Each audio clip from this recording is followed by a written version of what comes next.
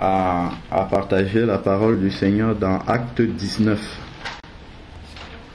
Acte 19 du verset 1 au verset 7. Commencer ça nous servira simplement pour introduire ce que nous avons à partager ensemble, et puis nous allons nous laisser conduire par le Saint-Esprit, que le Seigneur, selon les besoins que lui seul connaît, puisse nous diriger dans sa parole pour qu'on puisse partager dans la direction de son Saint-Esprit. Alors je lis la parole du Seigneur, Acte 19, verset 1. Pendant qu'Apollos était à Corinthe, Paul, après avoir traversé les hauteurs du territoire, se rendit à Éphèse. Il rencontra quelques disciples et il leur dit: Avez-vous reçu le Saint-Esprit quand vous avez cru? Ils lui répondirent: Nous n'avons même pas entendu dire qu'il y ait un Saint-Esprit. Il dit: Quel baptême avez-vous donc reçu? Ils répondirent: Le baptême de Jean. Alors Paul dit: Jean a baptisé du baptême de repentance. Il disait au peuple de croire en celui qui venait après lui, c'est-à-dire en Jésus. Sur ces paroles, il fut baptisé au nom du Seigneur Jésus. Paul leur imposa les mains et le Saint-Esprit vint sur eux. Il se mit à parler en langue et à prophétiser. Tous ces hommes étaient au nombre de 12. Voilà. Donc, dans ce passage, Paul arrive à Éphèse et rencontre quelques disciples. Ce qui est intéressant de voir, c'est que la parole dit que Paul rencontra quelques disciples. Il n'a pas rencontré des païens. Paul se rendit à Éphèse et rencontra quelques disciples. Donc ce sont des personnes qui avaient déjà reçu le Seigneur Jésus. Ils avaient déjà rencontré le Seigneur Jésus. Et Paul leur demande s'ils ont reçu le Saint-Esprit, et eux disent qu'ils n'ont même pas entendu dire qu'il y ait un Saint-Esprit. C'est-à-dire que des personnes peuvent avoir reçu réellement le Seigneur Jésus dans leur vie. Pourquoi? Parce que leur cœur est ouvert et que le Seigneur s'est manifesté à eux, et au moment où le Seigneur s'est manifesté à eux, ils ont vraiment ouvert leur cœur et ils ont reçu le Seigneur, mais il leur manque quand même quelque chose. Il leur manque quelque chose qui est indispensable. Et le Seigneur, dans sa grande miséricorde, lit dans les cœurs des êtres humains. C'est lui qui sonde les cœurs, qui sonde les reins, qui connaît les souffrances et les besoins absolument de ses disciples, et il sait par quel chemin les disciples doivent passer pour pouvoir vraiment être pleinement en communion et être utilisés vraiment comme de véritables disciples. Donc quand il manque quelque chose à quelqu'un qui a déjà reçu le Seigneur va organiser les circonstances, puisqu'il est le maître des circonstances aussi. Il va organiser les circonstances déjà pour révéler à la personne qu'il lui manque quelque chose, et ensuite pour conduire cette personne vers, ici dans le cas, ces disciples-là ont rencontré Paul. Et Paul a eu, conduit par l'Esprit, a eu le discernement de leur poser la question qui devait déclencher justement ce besoin, faire exprimer justement ce manque-là. Et on voit vraiment que c'est le Seigneur qui a conduit les choses. Donc on peut retenir effectivement qu'on peut être un disciple du Seigneur. Ça ne remet pas le fait qu'il n'ait pas reçu le Saint-Esprit et qu'il n'était pas baptisé, ne remet pas en question le fait qu'ils avaient réellement reçu le Seigneur. Mais le Seigneur ne laisse pas son disciple, ne laisse pas quelqu'un qu'il a reçu dans une situation où il lui manque des choses, où il lui manque des armes, on va dire, où il lui manque le revêtement de Dieu pour pouvoir exercer pleinement l'autorité et le pouvoir que Dieu lui donne. Et donc Paul leur explique donc que, et Paul est surpris d'ailleurs, il se demande, mais vous êtes disciples, vous n'avez pas reçu le Saint-Esprit. Pour lui c'était très surprenant parce que on connaît comment ça doit se passer lorsqu'on reçoit le Seigneur. Quand on reçoit le Seigneur, immédiatement après, on va voir les versets, il faut passer d'abord par la repentance. C'est bien, ils ont fait le baptême de repentance. Pour commencer par la repentance, recevoir le Seigneur Jésus comme Seigneur et Sauveur, et immédiatement ensuite obéir le tout premier commandement que le Seigneur demande aux nouveaux convertis, c'est de passer par les eaux du baptême. Ce n'est pas une formalité ni un rite, il y a une signification spirituelle puissante dans le baptême d'eau. C'est pour ça que, comme ils n'ont pas reçu le Saint-Esprit, ça a directement alerté Paul. Il s'est dit que là, dans le cheminement de leur conversion, il y a sûrement quelque chose qui manque. Parce que pour lui, c'était anormal que des personnes connaissent le Seigneur Jésus, mais qu'ils n'aient pas été baptisés du Saint-Esprit. Voilà. Donc c'est ce qui conduit Paul justement à poser cette question-là. Et on voit que immédiatement après, sur ces paroles, il fut baptisé. C'est-à-dire que Paul leur a annoncé la vérité de la parole de Dieu, et sur la vérité de la parole de Dieu, ils ont obéi et ils se sont soumis. Parce que d'autres disciples auraient pu se rebeller plutôt et dire que bon voilà, nous on connaît déjà le Seigneur Jésus, impose-nous les mains, si c'est par là qu'on doit passer pour recevoir le Saint-Esprit, on n'a pas besoin d'autre chose parce qu'on a reçu déjà le baptême de Jean et on estime que c'est suffisant. Mais non, on voit l'attitude de ces disciples qui est une attitude de soumission à quoi? À la parole de Dieu. Et ça nous confirme véritablement que c'était déjà des disciples.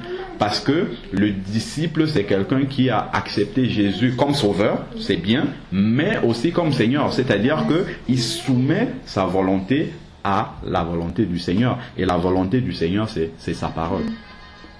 Voilà. Donc, et ils ont accepté justement de tout remettre à plat et de faire les choses comme la parole de Dieu indique qu'on doit le faire. Donc, il ne faut pas être orgueilleux du fait qu'on ait déjà eu un passé avec le Seigneur pour accepter de revenir à zéro et faire les choses comme le Seigneur le veut. Parce que quand on accepte vraiment de se soumettre au Seigneur, et quand on a la volonté de faire les choses comme le Seigneur veut, à ce moment-là, on voit qu'on ne va pas perdre du temps. C'est-à-dire que le Seigneur va nous faire plutôt gagner du temps. Quand on revient à la base, on fait les choses, à ce moment-là, l'ascension spirituelle est très très grande. Et nous, on l'a expérimenté parce que nous sommes nés dans des familles qui allaient à l'église, entre guillemets, parce qu'au Cameroun, c'est l'église réformée qui est partout. On a fait le catéchisme pendant 2 ans, on nous a mis quelques gouttes d'eau sur la tête et ainsi de suite. Mais quand on a vraiment reçu le Seigneur, c'était un combat pour nous. Chacun d'entre nous, chacun personnellement, a eu son combat pour accepter, pour digérer le fait que l'aspersion d'eau n'est pas un baptême que la Bible reconnaît. Ça, admettre ça, c'était comme un peu rejeter. Voilà. Et ça, il a fallu passer par ce brisement-là, et chacun d'entre nous a constaté que le fait de se soumettre à la parole de Dieu et accepter que tout ce qu'on connaissait avant c'était l'ignorance, c'était la tradition des hommes, accepter de se laisser maintenant enseigner par la parole de Dieu et faire les choses comme Dieu le veut, ça a été vraiment le moteur de notre croissance spirituelle, et le Seigneur nous a amenés vraiment très très loin dans les profondeurs de sa parole, parce qu'il a vu des personnes disponibles avec des cœurs ouverts et juste prêtes à suivre sa parole et rien d'autre. Parce qu'on peut être bloqué par les traditions humaines. Voilà, bon, moi on m'a toujours enseigné que les choses marchent comme ça, ainsi. Non, on doit être soumis à ce que la parole de Dieu dit. La parole de Dieu doit être l'autorité finale dans notre vie. J'ai lu dans la parole de Dieu que c'est comme ça qu'on doit faire les choses. Même si toute ma famille, toute ma généalogie, personne n'est baptisé par immersion, c'est pas grave, le Seigneur jugera chacun en fonction de la portion de vérité qu'il a reçue. Moi, entre-temps, le Seigneur me montre qu'il faut passer dans les eaux du baptême par immersion. Je me soumets à cette parole-là parce que c'est la vérité que j'ai reçue. Donc, puissions-nous justement accepter de recommencer les choses avec le Seigneur et de faire les choses comme le Seigneur le veut. Et à ce moment-là, vous allez vous rendre compte par vous-même que le Seigneur va faire une œuvre vraiment profonde en vous parce qu'il vous a permis de passer par un chemin pour que vous puissiez voir réellement tout, comme la parole le dit, c'est en Romains 8, 28, tout concourt au bien de ceux qui aiment Dieu. Donc vous aimiez déjà le Seigneur et il a vu que votre cœur et que ce chemin-là était important dans votre parcours parce qu'il pourra utiliser maintenant tout le cheminement par lequel vous êtes passé pour aider d'autres personnes. Après, une fois que vous serez rentré vraiment dans le ministère auquel Dieu, parce que Dieu appelle tout le monde, il va vous aider en utilisant cette expérience-là pour pouvoir aider d'autres personnes. Ça sert toujours. Et donc, pour revenir à ce qu'on a dit tout à l'heure, effectivement, dans le livre les épîtres de Jean, 1 Jean 5, au verset 19, il nous dit bien que nous savons que nous sommes de Dieu et que le monde entier est au pouvoir du malin. Donc, si quelqu'un n'est pas pleinement en Dieu, ça veut dire que la puissance démoniaque qui est dans l'air peut pleinement agir dans sa vie. Donc, c'est 1 Jean 5 au verset 19. Maintenant, la question est de savoir. Il dit, nous savons que nous sommes de Dieu et que le monde entier est au pouvoir du malin. La question, c'est de savoir qu'est-ce que ça signifie, nous sommes de Dieu. C'est là où est toute la question. Parce que c'est verset 19, 1 Jean 5, 19. Nous savons que nous sommes de Dieu. Tout est là-dedans. Qu'est-ce qu'on entend par être de Dieu? Parce que si nous pensons que nous sommes de Dieu et que nous n'avons pas fait les choses comme la parole de Dieu le dit, notre cœur appartient peut-être à Dieu, mais le diable a encore la main. Pourquoi? Parce que lui, il connaît la parole de Dieu. Et il sait qu'il y a des aspects de notre vie qu'il peut utiliser justement pour dire à Dieu, bon tiens, voilà, celui-là pense t'appartenir, mais en réalité tu dis, dans ta parole, on le voit dans Matthieu 4, le combat spirituel entre Satan et Jésus. On voit que Satan cite la parole de Dieu, donc il connaît bien la parole de Dieu. Il va dire à Dieu, mais toi tu dis que tes enfants, les personnes qui entrent dans la famille de Dieu, entrent par les eaux du baptême. Mais comment tu peux considérer ceux-là comme tes enfants alors qu'ils n'ont pas obéi au tout premier commandement? Or, le Seigneur est intègre. Même pour Satan, le Seigneur est juste. C'est-à-dire qu'il reconnaît les accusations fondées de Satan. Et il est obligé d'en tenir compte aussi. Parce que à ce moment-là, Satan peut l'accuser lui aussi. De dire que tu n'es pas juste. Voilà, tu fais des faveurs. Et ainsi de suite. C'est pour ça que le Seigneur va justement faire en sorte de mettre ces personnes-là qui ont déjà le cœur pour lui devant ce qu'il faudrait qu'il régularise devant lui pour exercer pleinement l'autorité qu'il lui donne. Donc c'est comme ça que on arrive justement à cela. La question que j'allais poser pendant que vous étiez en train de parler, c'était dans tous les milieux que vous avez traversés, est-ce qu'à un moment donné on vous a parlé du baptême? Du baptême d'eau, tout simplement. Non, c'est Dieu. Voilà.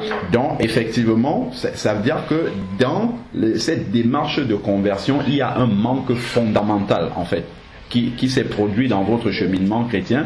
En fait, il y a eu un manquement qui est essentiel pour la base, la fondation même de la vie chrétienne. C'est absolument indispensable de passer par les eaux du baptême. Et on va voir pourquoi. Parce que c'est justement le passage dans les eaux du baptême qui introduit dans la famille des enfants de Dieu.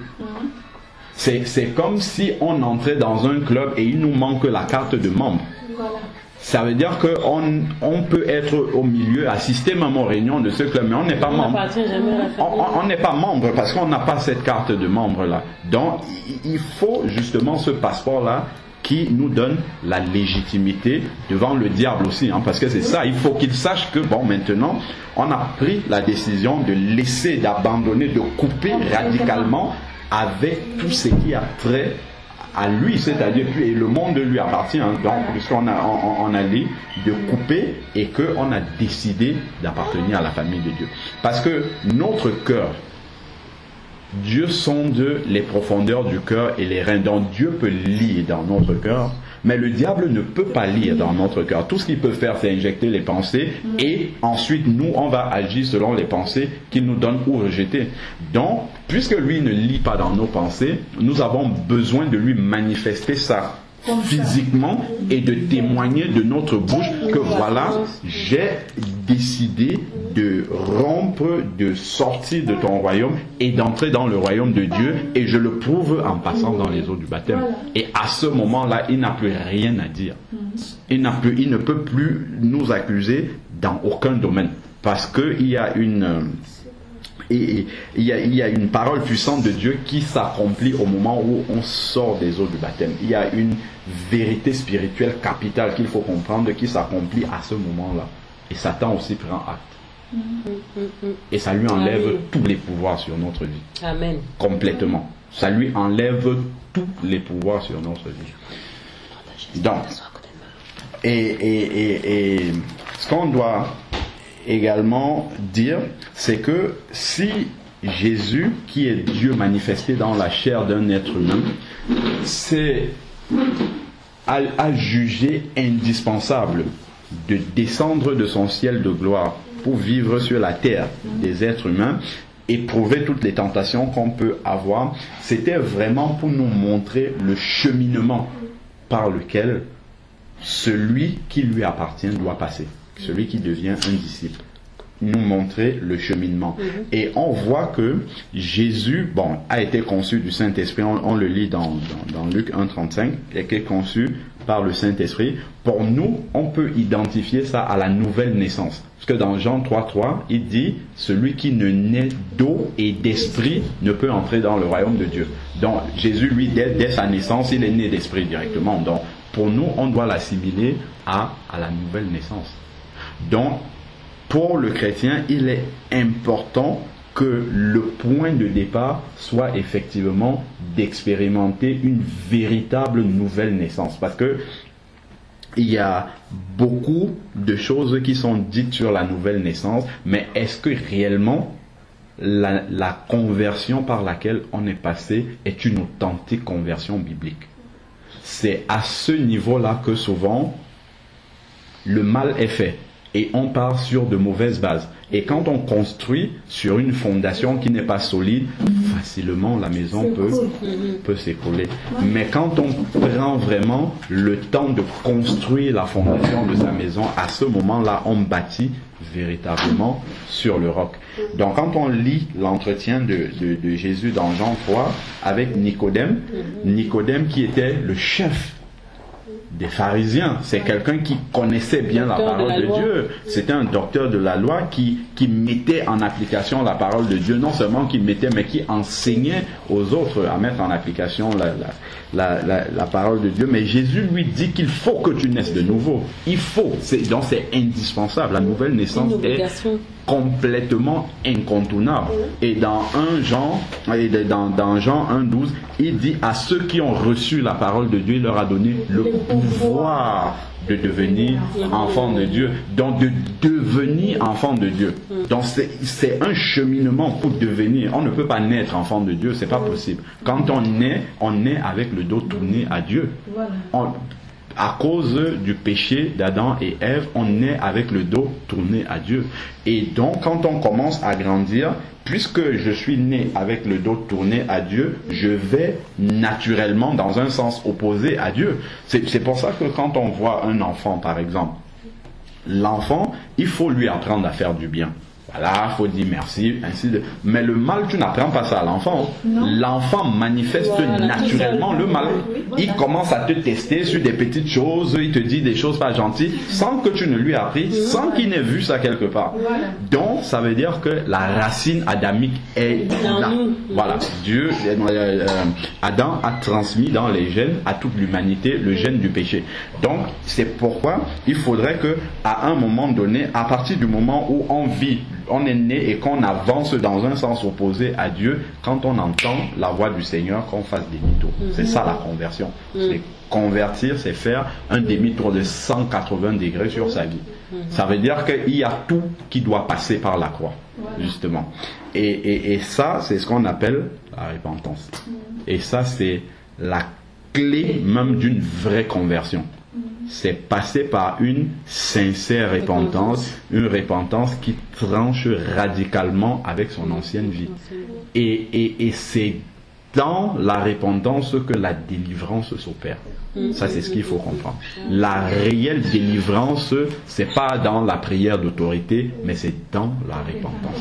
C'est ça qu'il faut comprendre. Et ça, on ne l'enseigne pas dans les églises souvent. Dans beaucoup d'églises, on ne le dit pas aux gens. On préfère faire des prières d'autorité pour chasser ainsi de suite. Mais le fait que la chair continue à se manifester dans les personnes, en fait, ça ne change rien du tout. Ça ne change rien. On va parler de la délivrance après. On va d'abord poursuivre déjà au niveau de la conversion réellement. Donc on a vu que Jean-Baptiste, quand il est arrivé pour préparer le chemin de Jésus, il a parlé de la repentance. Quand Jésus a commencé son ministère dans Luc 4, première chose qu'il a dit, repentez-vous car le royaume de Dieu est proche.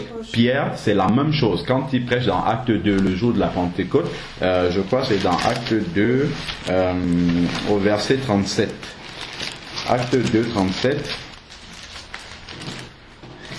Lorsque Pierre, après avoir été baptisé dans le Saint-Esprit dans la chambre haute, il eut le cœur vivement touché, dire à Pierre, ô homme. Voilà, c'est bien ça. Ouais, Acte 2, 37. 38. Oui, on peut lire le 38, 37, 38. Après avoir entendu ce discours, ils eurent le cœur vivement touché et ils dirent à Pierre et aux autres apôtres, hommes, frères, que ferons-nous? Pierre leur dit, répentez-vous et que chacun de vous soit baptisé au nom de Jésus-Christ pour le pardon de vos péchés et vous recevrez le don du Saint-Esprit. Donc, ici, on voit bien que Pierre, avant, dans tout Acte 2, il leur a prêché sur la mort et la résurrection de Jésus. Ce que ça a comme implication dans notre vie et sur cette prédication qui est la base justement de la conversion, leur cœur a été touché et ils ont demandé qu'est-ce qu'on doit donc faire par rapport à ce que tu viens de nous dire pour être sauvé. Et Pierre leur dit la première chose c'est de vous repentir. Donc ça c'est la base. Donc premièrement, quand on entend la parole de Dieu, il nous est dit ici que leur cœur a été vivement touché. C'est-à-dire que on réalise qu'on est perdu. En fait, c'est ce qui s'est passé ici. On réalise que par nous-mêmes, on ne peut pas être sauvé. Parce qu'il dit dans Romains 3, je crois 23, il n'y a point de juste sur la terre. Tous ont péché et sont privés de la gloire de Dieu. Donc, il faut reconnaître que notre nature même, c'est aussi Jérémie, dans Jérémie 17, il dit que le cœur de l'homme est tortueux et mauvais par-dessus tout. Qui peut le connaître? C'est-à-dire que si on pense qu'on a une nature bonne en nous, on se trompe. Il faut d'abord reconnaître notre échec naturel parce que on a hérité la nature adamique de péché. Donc à partir du moment où on a reconnu qu'on est pécheur de nature et que la Bible nous dit que le salaire du péché c'est la mort, ça veut dire qu'on mérite la mort à la croix. Donc, et le Seigneur a donc payé en donnant sa vie à la croix à notre place. Donc on doit réaliser que c'est nous qui méritions d'être cloués à la croix. Et c'est de là que découle justement La repentance.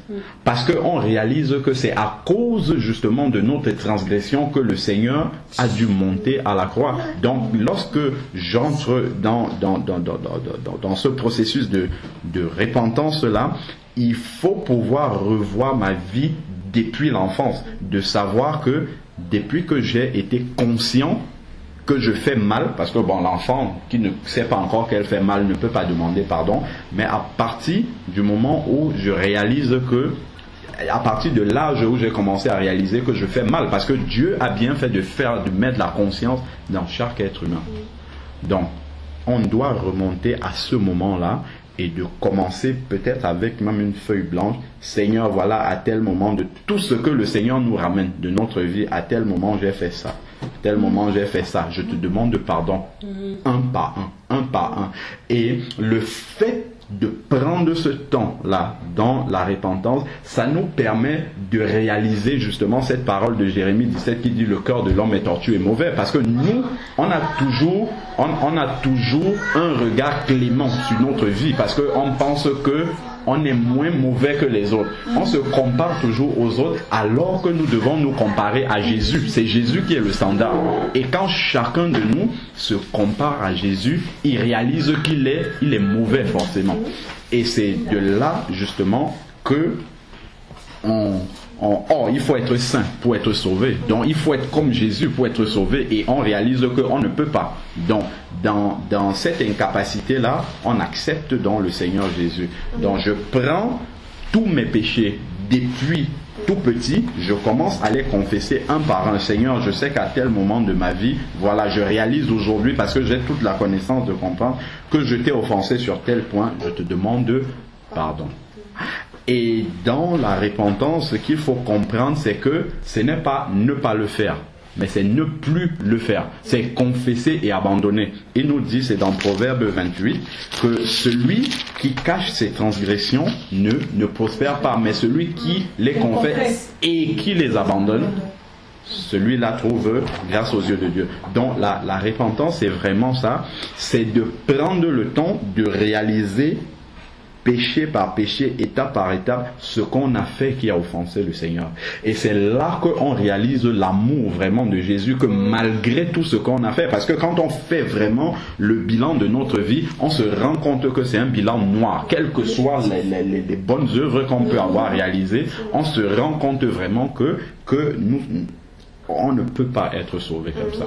Et donc quand je demande pardon à Dieu pour chacun de mes péchés, le Saint-Esprit peut me parler à ce moment-là, parce qu'on peut demander pardon à Dieu, mais peut-être on a offensé aussi des hommes, des personnes humaines à qui le Seigneur nous envoie aussi de demander pardon. Et ça, c'est là où notre chair meurt vraiment, parce que la nouvelle naissance, c'est la mort, comme on le sait, à l'ancienne vie, et la résurrection à une nouvelle vie. Donc c'est le symbole de la mort de Jésus à la croix et de sa résurrection. Mais avant que Jésus ne meure à la croix, il est passé par Gethsémane, il est passé par un endroit où il a agonisé, il a souffert. Et pour nous, justement, la vieille nature, avant de mourir, passe par une souffrance. Et cette souffrance-là, c'est au moment de la repentance. Parce que déjà, pour chacun d'entre nous, réaliser à quel point on a été mauvais et offensé les gens, c'est pas quelque chose de joyeux pour nous, de voir qu'on a été comme ça, mais il faut être sincère devant le Seigneur, parce que c'est une démarche vraiment sincère.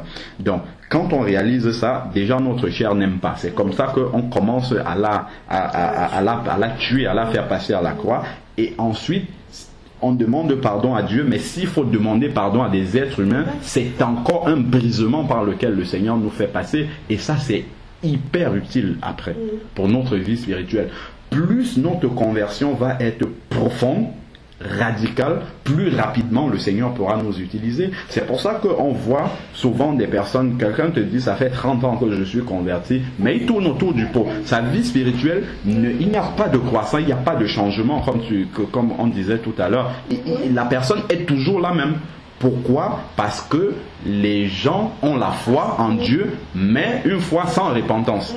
C'est pour ça. Parce que quand la foi est sans repentance, bon, c'est Dieu est amour, Dieu aime tout le monde, et ainsi de suite. Mais la sainteté de Dieu, on ne la connaît pas.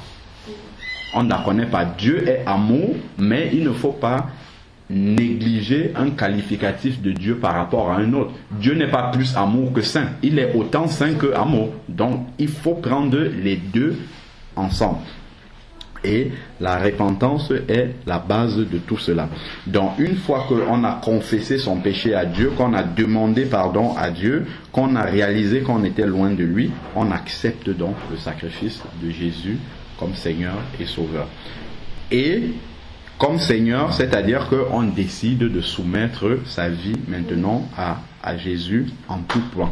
Donc on n'a plus de volonté à nous, mais tout ce qu'on doit faire maintenant, on va demander à Dieu, Seigneur, est-ce que tu es d'accord? Et surtout, dans sa parole, savoir est-ce que ce à quoi je m'engage ne va pas quelque part me mettre en contradiction avec la parole de Dieu? Parce que la parole de Dieu, c'est pas quelque chose qui se confesse seulement, mais ça se vit. C'est pour ça qu'il dit que mes paroles sont esprit et vie. Et vie, il faut que la parole de Dieu vive en nous. Et c'est ça justement qui nous permet de savoir qu'on a vraiment reçu le Seigneur. C'est au travers de ce changement. Et c'est la repentance qui produit ce changement. Parce que quand je demande pardon au Seigneur pour un péché, je réalise que c'est à cause de ça qu'il est mort. Je n'ai plus envie de commettre ce péché. Pourquoi? Parce que voilà, c'est comme si par mes actes mauvais, je continue à taper sur les clous du Seigneur à la croix. Donc c'est très important. C'est la base de même. Quand on rate la repentance, notre conversion en fait, notre conversion n'est pas réelle. Et le diable le sait. Il le sait. Il sait qu'il y a tel aspect que le Saint-Esprit a mis devant toi, que tu ne veux pas abandonner et sur lequel tu ne veux pas demander pardon au Seigneur. Et quand on est sincère envers le Seigneur, il y a des transgressions, des péchés qui sont difficiles, qui collent à la peau. Mais si on est sincère et qu'on dit, Seigneur, je suis fait de chair et je suis faible encore devant telle chose, le Seigneur envoie la puissance de l'Esprit pour prendre le dessus, justement, sur tel ou tel péché qui est difficile pour nous d'abandonner. Lorsque on lit dans Galates 5, 19, Galates 5, 19 nous parle des œuvres de la chair. Voilà. Galates 5, 19 nous parle des œuvres de la chair et il les cite. Il dit, or, les œuvres de la chair sont évidentes. Voilà. C'est-à-dire l'inconduite, l'impureté, la débauche, l'idolâtrie, la magie, les hostilités, la discorde, la jalousie, la fureur, les rivalités, les divisions, les partis pris, voilà, les envies, l'ivrognerie, les orgies, c'est-à-dire les exagérations et toutes les choses semblables. Je vous préviens, comme je l'ai déjà fait, ceux qui se livrent à de telles pratiques n'hériteront pas le royaume des cieux. Donc, en fait, ça, ce sont des choses, des péchés dont nous devons nous repentir. Nous devons accepter d'abandonner ces choses-là. C'est-à-dire que ce qu'il nous cite là, ce ne sont pas des puissances démoniaques en fait. Ce sont des péchés que nous devons abandonner. Et le fait d'abandonner cela dans notre vie ferme les portes justement. C'est parce que nous avons ces choses-là encore qui se manifestent sous une forme ou sous une autre dans notre vie qu'on entretient encore une communion avec le diable. Et le diable a justement l'autorité et peut venir se manifester devant nous. Donc c'est ce que nous devons comprendre et prendre le temps justement de régler ces problèmes-là dans notre vie pour passer par une réelle conversion.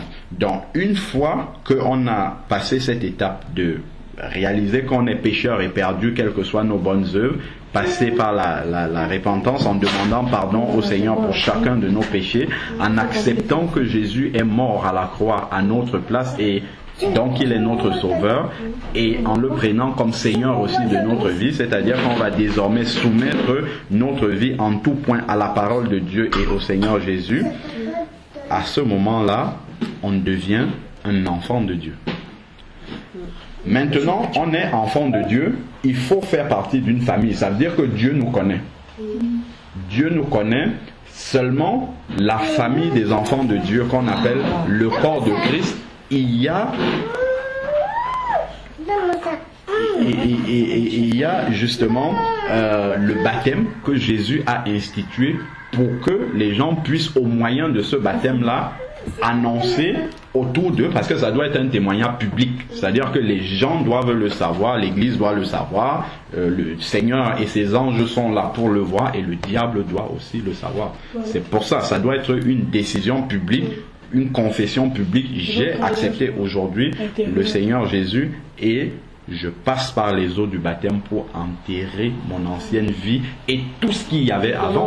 C'est-à-dire que même couper les malédictions ancestrales, ça s'arrête dans les eaux du baptême. C'est vraiment la puissance de la parole de Dieu qui s'accomplit quand on passe dans les eaux du baptême. 2 Corinthiens 5,17, celui qui, si quelqu'un est en Christ, il est une nouvelle création. Et il dit toutes les choses, il ne dit pas certaines choses, il dit toutes les choses anciennes sont passées, c'est-à-dire toutes les malédictions, tout ce qu'on a pu prononcer contre nous dans le monde des ténèbres, ça reste dans les eaux du baptême. Et il faut la foi pour croire dans cette parole-là. Et ça ne choisit pas certaines personnes pour s'accomplir et pas d'autres. Quelles que soient les puissances démoniaques dans lesquelles notre nom a été amené, lorsque on sort des eaux du baptême, cette parole-là s'accomplit pour nous et on doit comprendre et réaliser par la foi que c'est définitivement coupé. On n'a plus rien à voir avec ces gens-là parce que on est transporté d'un monde spirituel, celui de Satan, dans le monde spirituel de Dieu. Et on peut lire aussi, on va lire dans Éphésiens 2, justement ce qui se passe à ce moment-là. Et c'est très important de prendre simplement les paroles de Dieu par la foi. Ce qu'il nous dit, il faut réaliser que c'est la vérité. Et c'est quand on croit, puisque la Bible nous dit dans Romains 10-17 que la foi vient de ce qu'on entend et ce qu'on entend vient de la parole de Dieu. Dans ces versets que le Seigneur, c'est Éphésiens 2, dans ces versets, Éphésiens 2, attends, je vais retrouver, dans ces paroles que le Seigneur nous donne, il faut vraiment le confesser pour que ça fasse nourrir la foi en nous et que à ce moment on réalise vraiment que on est passé dans un nouveau monde spirituel dans lequel Satan n'a pas accès du tout. Et on ne s'occupe plus de lui. On ne lui donne même plus l'occasion de l'importance. C'est ça le mot. On ne lui donne plus de l'importance. Pour lui, il n'existe plus. Pourquoi? Parce qu'on sait qu'il ne peut plus nous... Il peut singer, essayer de nous décourager, mais on sait où est sa place. Et quand il faut lui dire non, comme Jésus dans le désert, à un moment donné, il a laissé Satan faire, amener au-dessus des hauteurs, jette-toi, ainsi de suite. À un moment, qu'est-ce qu'il a dit? Il a dit stop. Et tout chrétien, il communique cette autorité-là aux chrétiens. On a la puissance à un moment, on lui dit stop, je ne vais pas continuer à lui faire plein de prières pour lui donner de l'importance. Je lui dis stop. Et quand un chrétien avec autorité, puisqu'il dit dans Jean 1,12, le pouvoir, la parole de Dieu nous donne le pouvoir de devenir enfant de Dieu, c'est-à-dire que Jésus en même temps nous transfère tout ce qu'il a dit. Voici les miracles qui accompagneront ceux qui auront cru. C'est ce pouvoir-là qui nous transfère. C'est-à-dire, on peut exercer la même autorité que Jésus. Puisqu'il a dit, ceux qui croient en moi, ils feront les mêmes choses que moi. Ils en feront encore de plus grandes. Donc, ce sont des paroles dont on doit s'approprier. Quand ça arrive, on dit, stop maintenant. Ici, ce sont les limites que, au nom de Jésus, on a placées. Tu ne peux pas aller au-delà. Et on ne s'occupe plus de lui. C'est fini. On continue dans notre louange, dans notre adoration, parce que c'est le Seigneur qui doit avoir la première place. Le temps qu'on passe à donner de l'importance à Satan, à essayer de chasser, c'est le temps qu'on n'accorde pas dans la louange à Dieu. Or, les enfants de Dieu sont appelés à un ministère éternel, qui est le ministère de l'adoration et de la louange, qui commence ici sur terre et qui continuera dans l'éternité. Alors, donc, nous allons lire dans Éphésiens. Voilà, donc Éphésiens 1 déjà. Éphésiens 1, verset 20. Éphésiens 1, verset 20. Ensuite, on va lire le verset. On va lire Éphésiens 2 aussi. Il dit.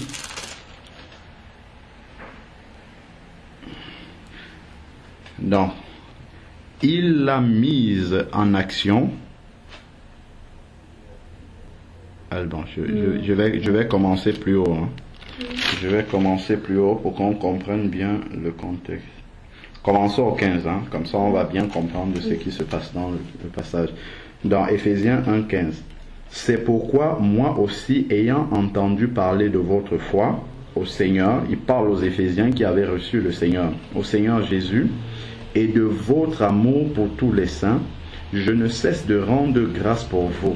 Je fais mention de vous dans mes prières, afin que le Dieu de notre Seigneur Jésus-Christ, le Père de gloire, vous donne un esprit de sagesse et de révélation, et qu'il vous le fasse connaître, qu'il illumine les yeux de votre cœur. Parce que le problème souvent des chrétiens, c'est qu'on a la parole, mais il n'y a pas la révélation, et nos yeux sont très vite fermés par le diable. C'est-à-dire, quand on est dans les circonstances, notre foi tombe. Au lieu de marcher par la foi, on commence à marcher par la vue. Parce qu'il fait des choses qui commencent à nous impressionner, et on perd les vérités essentielles que Dieu nous a pourtant données dans sa parole. Et quand il dit qu'il illumine les yeux de notre cœur, c'est-à-dire que quand nous sommes là à l'instant T où ça commence à se manifester, il faut qu'on réalise ces paroles-là. Il faut que ces paroles-là reviennent maintenant et qu'on puisse les confesser avec autorité et foi. Donc, verset 18, qu'il illumine les yeux de votre cœur afin que vous sachiez quelle est l'espérance qui s'attache à son appel. Quelle est la glorieuse richesse de son héritage au milieu des saints. Donc déjà sur la terre, on a déjà cet héritage céleste-là dont on peut se servir pour pouvoir vivre hors de la puissance démoniaque sur la terre. Et verset 19, et quelle est la grandeur surabondante de sa puissance envers nous qui croyons selon l'action souveraine de sa force. Voilà, verset 20 maintenant. Il l'a mise en action dans le Christ en le ressuscitant d'entre les morts et en le faisant asseoir à sa droite dans les lieux célestes. Voyez maintenant ce qu'il dit. Il a fait asseoir le Christ dans les lieux célestes au-dessus de toute principauté, autorité, puissance, souveraineté, au-dessus de tout nom qui peut se nommer non seulement dans ce siècle, voilà, dans le siècle à venir. Il a mis sous ses pieds, voilà. Il a donné poussière suprême à l'Église. Voilà. Donc, les lieux célestes, là où le Seigneur est assis, c'est au-dessus de toutes les puissances, de toutes les autorités. Donc, ces autorités-là ne peuvent pas atteindre l'endroit où le Seigneur se trouve à ce moment-là. Et donc, dans Éphésiens 2, il nous dit également, voilà, Éphésiens 2, verset 10.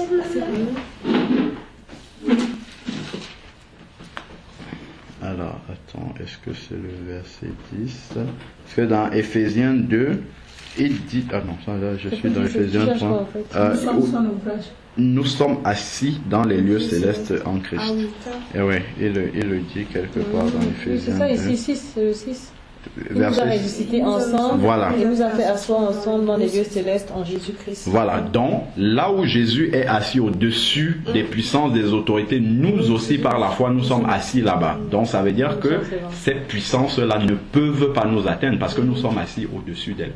Et ça, ils ne peuvent plus nous atteindre. Et là, on doit le réaliser parce que c'est quelque chose qui est fait à partir du moment où on devient enfant de Dieu. C'est pour ça qu'il dit que la parole nous a donné le pouvoir de devenir enfant de Dieu, c'est-à-dire de rentrer dans toutes ces promesses-là que nous sommes en train de réaliser. Et pour cela, il faudrait qu'il n'y ait aucun plan sur lequel le diable peut dire non, tu n'es pas enfant de Dieu. Voilà. Et il faut donc que cette parole-là nous donne ce pouvoir-là. C'est-à-dire qu'on est obéi à ce que le Seigneur nous demande pour devenir enfant de Dieu. Voilà. C'est aussi simple que ça. Et ça tranche complètement avec voilà. Dans Colossiens 2, c'est là où il parle vraiment de Colossiens 2 à partir du verset 4. On peut lire à partir du verset 4. Je dis cela afin que personne ne vous trompe par des discours séduisants. Oui. Car si je suis absent de corps, je suis avec vous en esprit, voyant avec joie le bon ordre qui règne parmi vous et la fermeté de votre foi en Christ. Ainsi donc, comme vous avez reçu le Seigneur Jésus-Christ, marchez en lui, étant enracinés et fondés en lui, et affermis par la foi, d'après les instructions qui vous ont été données, et abondez en actions de grâce. Prenez garde que personne ne fasse de vous sa proie par la philosophie et par une vaine tromperie, s'appuyant sur la tradition des hommes, sur les principes élémentaires du monde, et non sur Christ. Car en lui habite corporellement toute la plénitude de la divinité.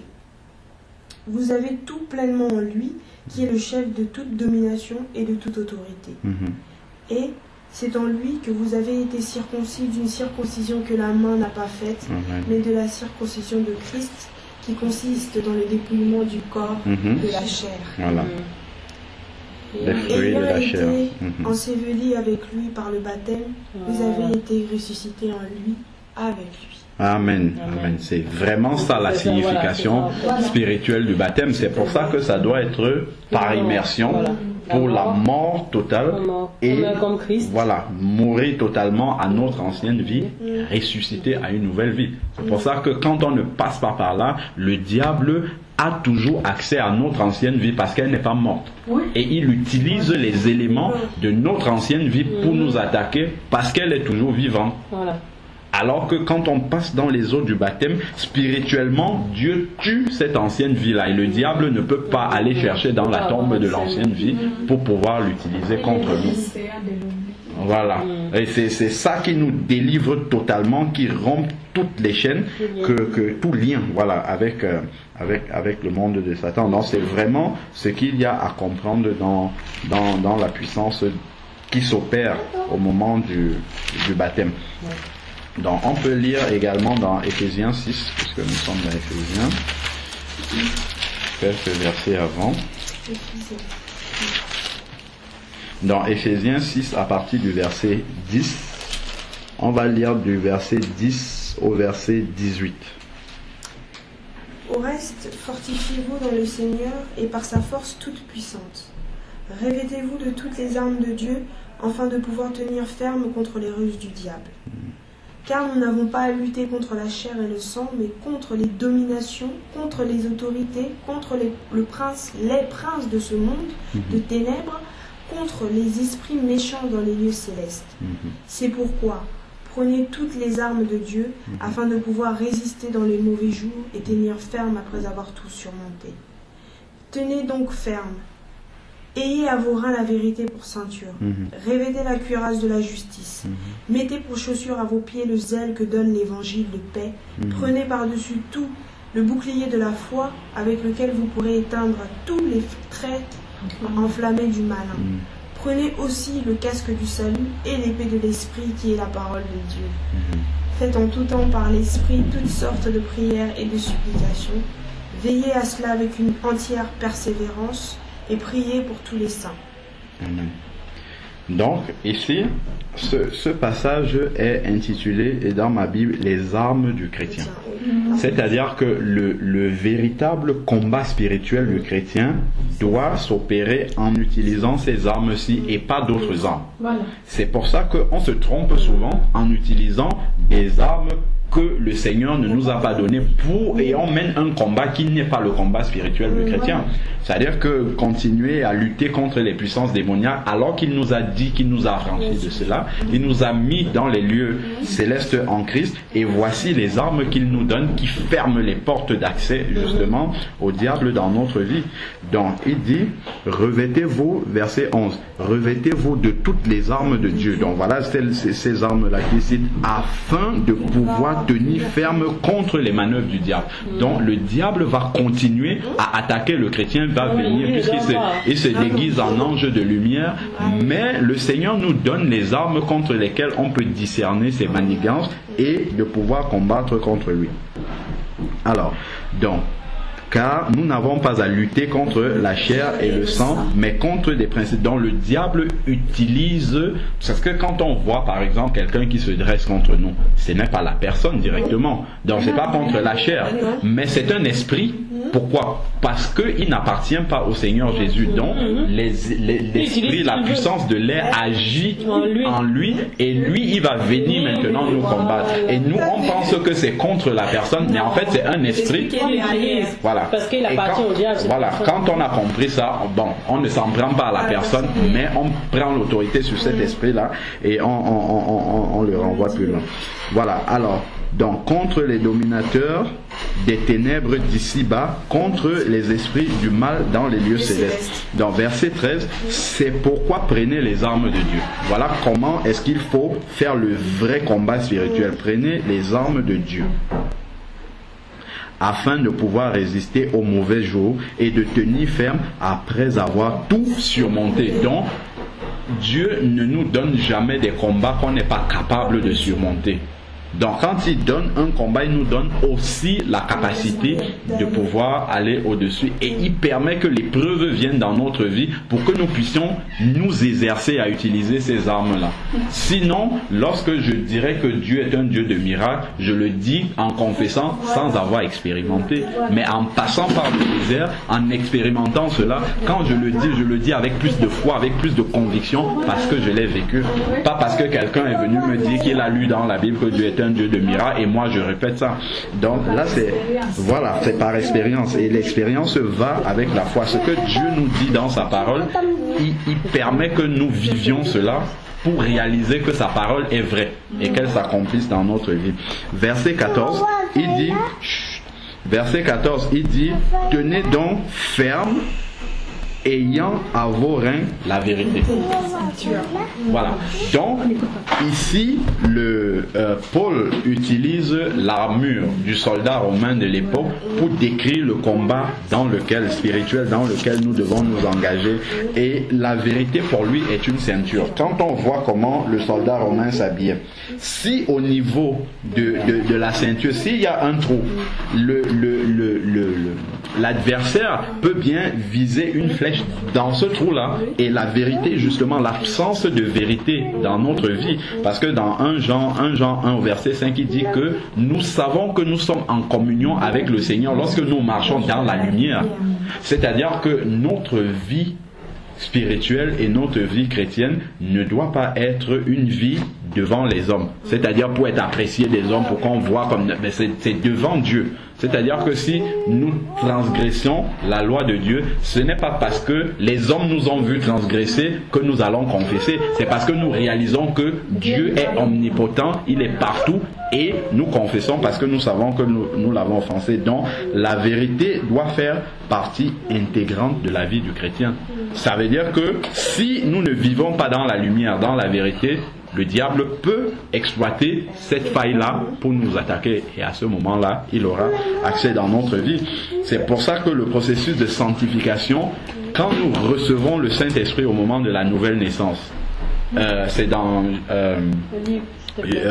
Jean 16 au verset 8, où il dit le Saint-Esprit est venu nous convaincre de péché, de justice et de jugement. Donc c'est un gardien qui vit partout avec nous, qui nous montre. Dès que nous transgressons, oui, nous commettons un péché, tout de suite il nous dit là, il faut pas attendre.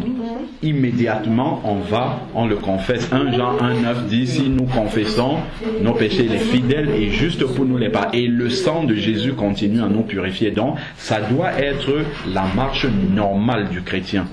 C'est-à-dire, ça doit être un réflexe. Dès que le Saint-Esprit met le doigt sur quelque chose, Seigneur, pardon. Et là, on ferme la porte tout de suite, parce que c'est le péché qui ouvre grandement la porte au diable dans notre vie, parce que le péché n'appartient pas à Dieu, ça appartient au diable. Et si nous sommes dans un péché, en fait, nous avons quelque chose dans notre vie qui est une propriété du diable, et il vient récupérer ce qui lui appartient, et il a le droit de venir récupérer ce qui lui appartient. Donc c'est ça. Dans la vérité pour ceinture, revêtez-vous de la cuirasse de la justice. Donc il faut aimer faire la justice. C'est quelque chose, parce que le diable n'aime pas ça. Il aime quand on passe par des chemins détournés, et la justice est quelque chose qui arrête le diable dans notre vie.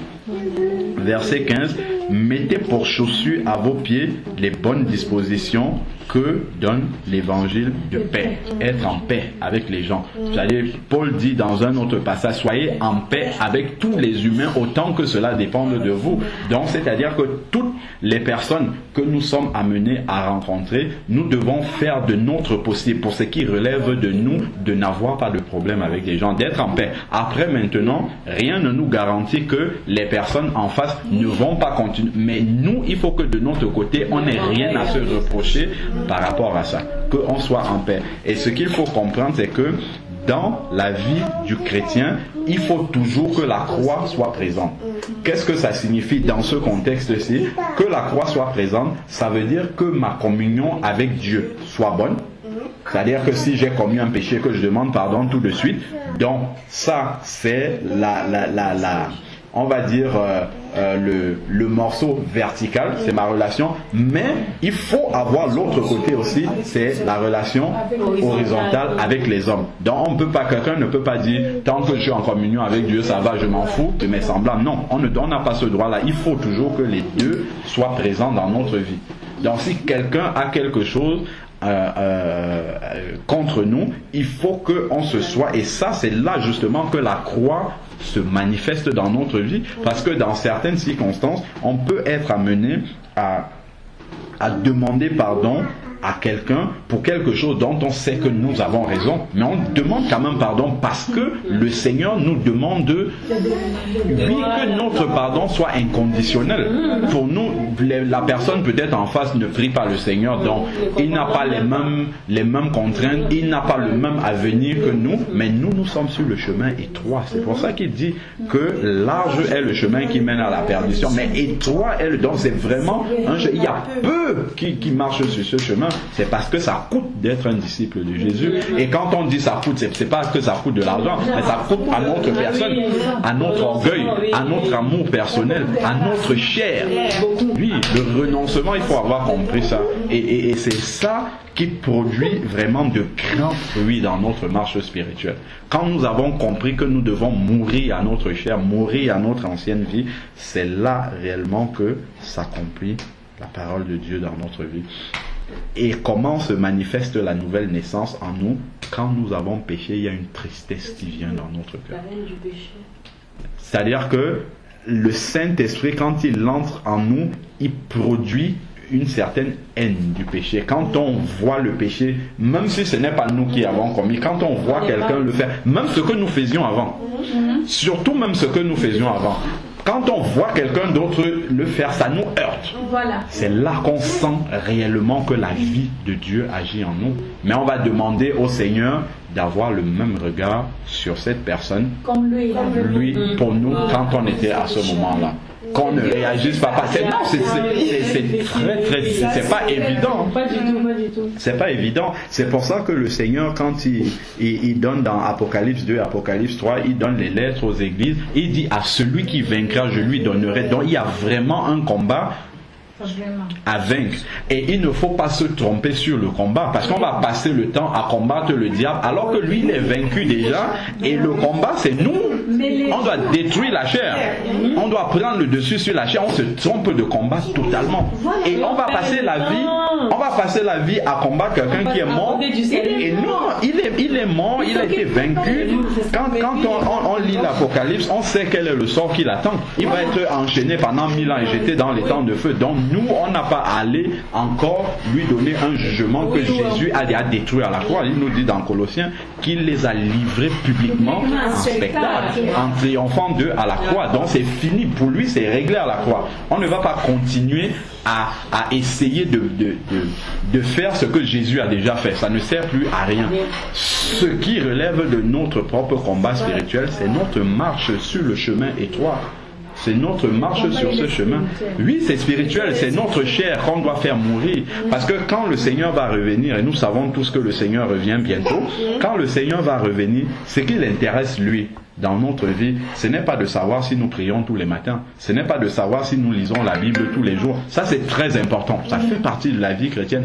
Mais ce qui intéresse le Seigneur par-dessus tout, c'est de savoir quel est l'état de maturité du fruit spirituel, le fruit de l'esprit dans notre vie. Où en sommes-nous? Et dans Galates 5:22, il donne les fruits de l'esprit, la patience, la joie, ainsi de suite. Où en es-tu dans ces fruits-là? Parce qu'il dit qu'il faut que vous produisiez les fruits de l'esprit et que ces fruits demeurent. Tu vois, il dit que ça demeure. Et si les fruits-là doivent demeurer, c'est parce que au moment de la fin, il va venir nous demander ces fruits-là, où en es-tu? Et c'est là qu'il va faire justement la séparation, Matthieu 25, entre les vierges sages et les vierges folles.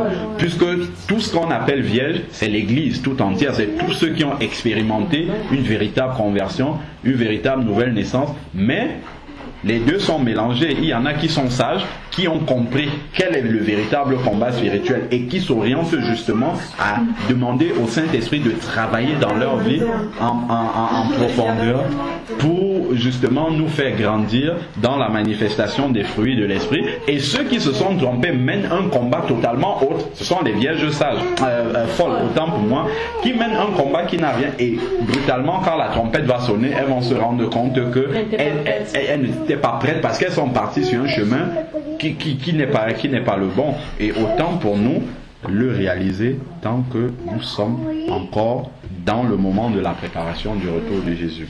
Alors, on continue. Verset 16. Prenez en toutes circonstances le bouclier de la foi.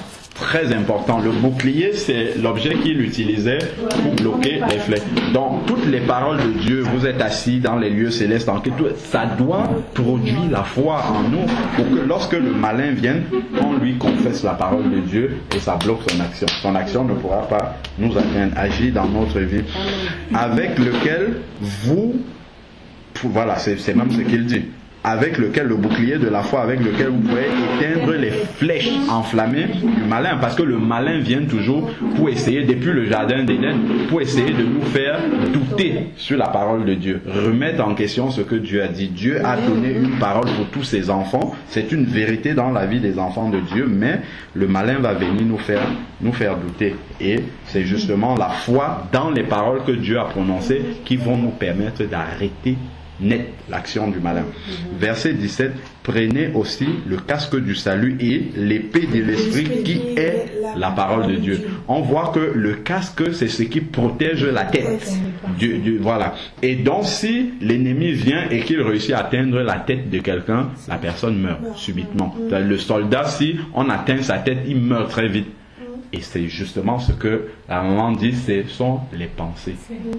Parce que, comme on disait, le diable ne lit pas dans notre cœur. Donc tout ce qu'il essaye de faire, c'est nous injecter les mauvaises pensées. Et si on se laisse justement dominer par ces pensées-là, on passe à l'action, ça produit le péché dans notre vie. Et il nous dit que ce casque-là, c'est quoi? C'est la parole de Dieu. Donc c'est la parole de Dieu qui va nous permettre de refuser les mensonges du malin et donc de repousser ces pensées qui ne sont pas les pensées de Dieu. Parce que quand on naît de nouveau, notre vieille nature est morte dans les eaux du baptême. Mais il reste quand même dans notre corps une copie de la vieille nature qu'on appelle la chair. Et sur laquelle il faut dominer. Il faut la maintenir dans la mort.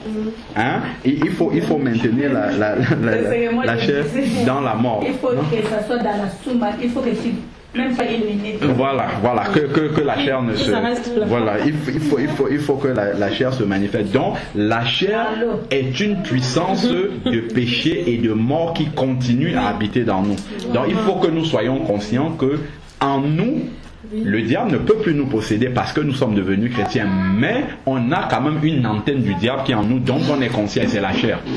Et donc, quand la pensée arrive, le diable ne peut pas directement exciter la chair. Parce qu'il n'a plus accès. Mais il va utiliser la pensée qu'il injecte. Maintenant, nous, on a le discernement du Seigneur pour savoir cette pensée qui arrive. Est-ce qu'elle vient de Dieu ou est-ce qu'elle vient du diable? Si elle vient du diable, on n'en veut pas. Mais par contre, les pensées qui viennent de notre nature nouvelle aussi, qui viennent du Saint-Esprit, on discerne que c'est celle qui vient de Dieu et on va réagir en fonction de cela. Donc, ça, ce sont les vraies armes que le chrétien doit utiliser, la vérité, la justice, la parole de Dieu. C'est ça qui nous permet de vivre comme de véritables chrétiens. Et à ce moment-là, on ferme toutes les portes. On n'a plus à s'occuper du malin. Il n'a plus aucun accès à notre vie. Donc, on peut lire aussi dans 2 Corinthiens 6, verset 14. Parce que c'est très important qu'au moment de la conversion, que le chrétien comprenne bien ce qui se passe spirituellement dans sa vie, afin qu'il ne se lance pas et qu'il ne perde pas le temps dans un combat qui est déjà remporté par le Seigneur. 2 Corinthiens 6. 2 Corinthiens 6, verset 14.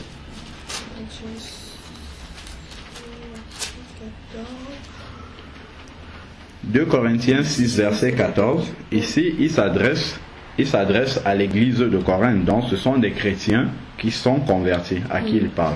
Il dit, ne formez pas avec les incroyants un attelage disparate. Voilà comment il amène le sujet. Car quelle association y a-t-il entre la justice et l'iniquité? Ou quelle communion y a-t-il entre la lumière et les ténèbres? Et quel accord y a-t-il entre Christ et Bélial? Quelle part le croyant a-t-il avec le non-croyant? Quel contrat d'alliance entre le temple de Dieu et les idoles, car nous sommes le temple du Dieu vivant.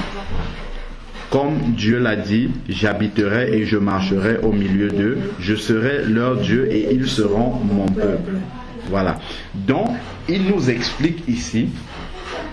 Déjà, il amène le sujet en disant ne formez pas avec les incroyants d'attelage disparate. Donc, le chrétien doit faire très attention à tous les liens. Bon, de toute manière, on vit dans un monde incrédule et païen, donc forcément, nous sommes amenés à fréquenter, à côtoyer les païens. Mais il faut faire attention aux liens qu'on peut établir avec les païens. C'est-à-dire que on ne doit pas aller avec eux dans une proximité qui fasse en sorte que on se compromette. Voilà, qu'on se compromet déjà spirituellement, ça c'est d'un, et de deux, qu'on partage avec les païens des choses justement qui peuvent impacter notre vie spirituelle, qui peuvent entraîner, parce que si par exemple un païen a conscience que je sais pas, il est peut-être dans un business, on va dire un business où il traite avec, il va aller voir des sorciers, ou bien nous on ne le sait pas, pour faire marcher son commerce, et que nous on vient s'allier dans cette affaire là, tout de suite spirituellement on est en communion avec le diable sans le savoir. Donc c'est pour ça qu'il dit de faire très attention à tout ce qui nous unit avec les païens. Il faut qu'on ait une maîtrise totale sur nos liens avec les païens, qu'on sache vraiment que ce sont des liens qui sont très plats. C'est-à-dire que l'exemple, quand on a eu son cousin à toi, après le Seigneur a dit faut éviter de se compromettre avec la famille. Oui, tu vas pouvoir donner ce témoignage là aussi. Donc en fait, à partir du moment où nous, on sait à quel royaume on appartient, qui est le royaume de Dieu, on sait ce qui peut entrer dans ce royaume et ce qui ne doit absolument pas entrer dans ce royaume. Il faut qu'on évite toute communion spirituelle, c'est-à-dire que tout ce qui nous met en communion spirituellement avec ceux qui ne sont pas convertis. Bonjour, bon voilà, il faut que ça soit très plat. Mais si vraiment on entre dans quelque chose qui nous unit déjà, par exemple mettre son argent avec un païen, faire beaucoup de choses comme ça, il faut faire très attention, parce que là encore ce sont des portes qu'on ouvre, des portes d'accès. Donc c'est pour ça qu'il faut vraiment comprendre partout. C'est comme ça qu'il amène le sujet, il dit quel rapport y a-t-il entre païens et donc le fait de se mettre d'une manière ou d'une autre en communion avec les païens, ça ouvre les portes qu'on a fermées, mais le Saint-Esprit est toujours là pour nous dire attention. Attention, tu es allé un peu trop loin. Attention, tu t'es trop avancé là. Là, tu es en train déjà de communier avec des esprits que tu ne connais pas. Voilà, qui ne sont pas les tiens. Donc, et c'est tout ça que on doit mettre de côté. Et quand il dit Bon, on va t'attendre. Hein. Nous appartenons à une famille humaine, charnelle.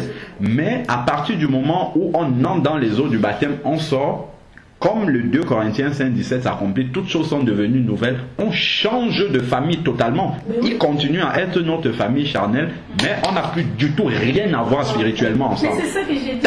Il y a une coupure nette. On n'appartient plus du tout. Et la preuve, comment est-ce que ça se manifeste? Comment est-ce qu'on le voit? Il suffit, bon, parce que les yeux encore continuent à marcher par la vue, de toute manière. Donc on ne réalise pas ce qu'il y a derrière. Il suffit que le Seigneur revienne, par exemple, là, ou bien que la mort intervienne. C'est là où tout de suite, on se rend compte que, hop, on prend des directions, mais avec un frère dans un accident, il prend une direction, nous on prend une autre. Hein. Nous on monte vers le ciel, lui descend. Voilà. Alors que c'est notre frère selon la chair, on peut faire beaucoup de choses ensemble. On pense qu'on est toujours ensemble, mais on est déjà séparés. Et c'est cette rupture spirituelle là qui s'opère au moment du baptême. Il y a cette séparation nette là, on n'a plus rien à voir avec les gens. On continue à être avec eux, mais spirituellement, on n'est plus du tout. Amen. Amen. Il est très grand parce que du fait qu'il nous a dit, voilà, dans la famille, il y a, dans votre famille, il y a deux sortes de personnes. Il y a des sœurs qui sont mes enfants, même ceux qui ne sont pas encore convertis, qui sont là, mais qui sont mes enfants. Mais il y en a une d'autres qui ne sont pas mes enfants, ils ont déjà choisi. Et ils savent qu'ils ont choisi. Voilà. Généralement, c'est ça, hein, celui qui il sait qu'il a. Donc vous êtes deux lignées différentes. Deux lignées différentes. Donc il n'y a rien à faire. Alors là, j'ai compris. Parce que moi, je croyais d'abord que ceux avec qui je suis né et les autres avec. Non, il m'a précisé. Non. C'est ceux avec qui tu es dans le Seigneur. Ceux qui vont me croire. Oui. C'est ceux-là avec qui tu es. C'est ceux-là avec qui tu es dans la nouvelle. Famille, exactement. Maintenant, même si les familles charnelles, 1, 2, 3, des cousines, des cousins, parmi ceux-là, il y a des cousins, des cousines qui sont mes enfants, et il y a des frères, propres frères qui ne le sont pas. Voilà. Donc, toi, tu n'es pas dans la même famille que dès que vous êtes dans la même famille. Exact. Charnel, oui, tout à fait. Tout à fait. Exactement. Alors, c'est pourquoi j'ai commencé à leur dire. Je ne suis pas de votre famille. Ceux qui ne marchent pas avec Dieu, je ne suis pas, avec eux. Moi, on me trouve méchant. Il faut pouvoir prendre position pour Dieu, hein, et parce que la première identité qu'on a, c'est notre identité spirituelle. Pourquoi? Parce que c'est cette identité-là qui demeure dans l'éternité. L'identité charnelle qu'on a, bon, je m'appelle Alain Patrick, l'autre, dès qu'on entre dans la tombe, donc ça a une limite dans le temps. Alors que notre identité spirituelle, ce nom qui sera écrit sur le caillou blanc que le Seigneur va nous révéler dans Apocalypse 2, il dit, celui qui vaincra, je lui donnerai un nom nouveau écrit sur le caillou blanc. Ce nom-là va demeurer pour l'éternité et c'est ça qui est la véritable identité. Mais comme nos yeux marchent encore par la vue, on oublie souvent ça. On est proche des gens, on partage beaucoup de choses avec eux, mais on ne réalise pas qu'on n'a rien à voir avec eux. Rien du tout, rien. Dans les choses qui demeurent pour l'éternité, on n'a rien à voir avec ces personnes. Et c'est très limité. Donc, dans le 2 Corinthiens 6, on comprend bien qu'on doit limiter tous nos rapports avec ceux qui ne sont pas convertis. Et aussi qu'il n'y a aucun rapport entre le temple du Saint-Esprit et le temple de Bélial. C'est-à-dire que quand on est un vrai chrétien converti au Seigneur Jésus, le Saint-Esprit vient habiter en nous. Et le Saint-Esprit ne peut pas cohabiter avec un autre esprit démoniaque. Ça, c'est ce qu'il faut comprendre. Ça, c'est une vérité de la parole de Dieu à prendre par la foi telle qu'elle est. C'est-à-dire que si aujourd'hui je suis né de nouveau, j'ai expérimenté une véritable conversion, le Saint-Esprit vient habiter en moi et remplit tout mon être. Un esprit diabolique ne peut pas venir se loger à côté du Saint-Esprit. Il ne peut pas résister du tout à côté. Donc ça, il faut l'avoir réellement compris.